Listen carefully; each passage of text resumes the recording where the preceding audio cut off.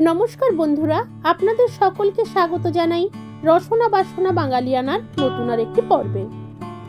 আমার আজকের রেসিপি বাটা মাছের রসা।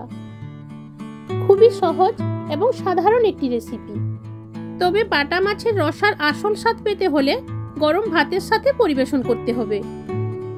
তাহলে বন্ধুরা দেখতে থাকুন আমি কিভাবে বানাচ্ছি বাটা মাছের এই সুস্বাদু রেসিপিটি আমার স্টাইলে।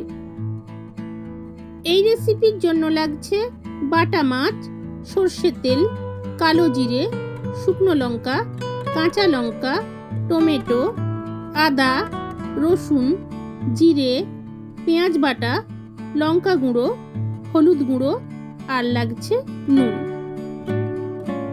প্রথমে নিয়ে নিচ্ছি আগের থেকে ধুয়ে পরিষ্কার করে নেওয়া 2 পিস বাটা মাছ।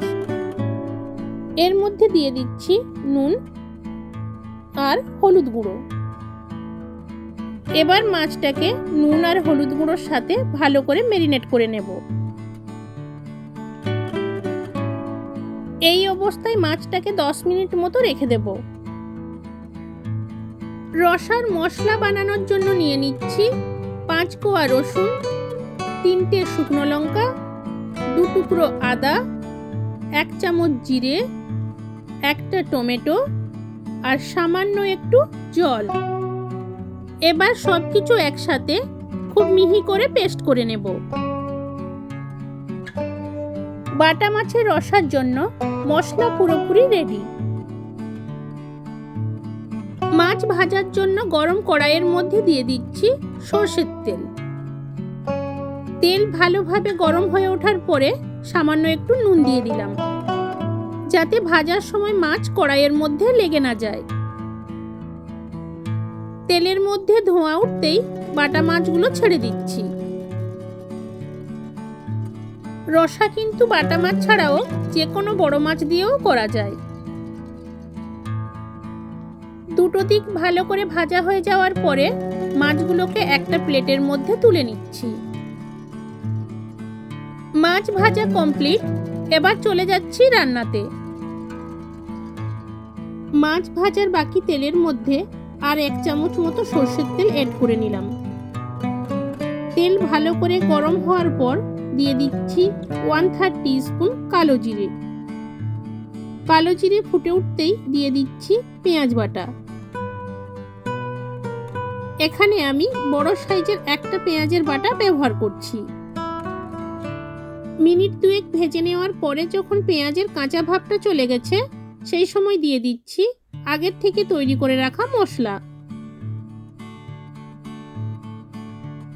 মিডিয়াম ফ্লেমে মশলাটাকে কিছুক্ষণ কষিয়ে নেওয়ার পর দিয়ে দিচ্ছি 1/2 চামচ লঙ্কা গুঁড়ো, 1/2 চামচ হলুদ গুঁড়ো।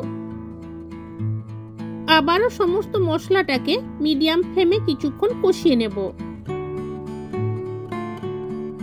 সমস্ত মশলাটা যখন খুব ভালোভাবে কষানো হয়ে গেছে, সেই সময় দিয়ে দিচ্ছি 1 কাপ মতো জল। মাছের রসা কিন্তু ঝোল হয় না, গা মাখা হয়, সেই মতো প্রয়োজন বুঝে জল ব্যবহার করবেন। এই সময় দিয়ে দিচ্ছি স্বাদ অনুযায়ী নুন। সবকিছু একসাথে ভালো করে মিশিয়ে নিয়ে ঝোলটা ফুটে ওঠা পর্যন্ত অপেক্ষা করব। ঝোল ভালোভাবে ফুটে উঠেছে। এই সময় ভেজে রাখা বাটা মাছগুলো ঝোলের মধ্যে ছেড়ে দিচ্ছি। এবার গ্যাসের ফ্লেমটাকে একদম লো মিডিয়াম করে মাছটাকে আরো কিছুক্ষণ রান্না হতে দেব। 6 থেকে 7 মিনিট মতো ফুটিয়ে নেওয়ার পরে ঝোল একদম কমে গিয়ে মাছের সাথে গা মাখা হয়ে গেছে। যদি পারেন এই সময় সাবধানে মাছগুলোকে একবার উল্টে নেবেন, তবে খেয়াল রাখবেন মাছগুলো যাতে ভেঙে না যায়। বাটা মাছের রসা মোটামুটি কমপ্লিট। তবে নামানোর আগে দিয়ে দিচ্ছি 2টো কাঁচা লঙ্কা ফ্লেভারের জন্য। পুরোপুরি রেডি হয়ে গেছে বাটা মাছের সুস্বাদু রসা। এবার এটাকে আমি সার্ভ করে নেব।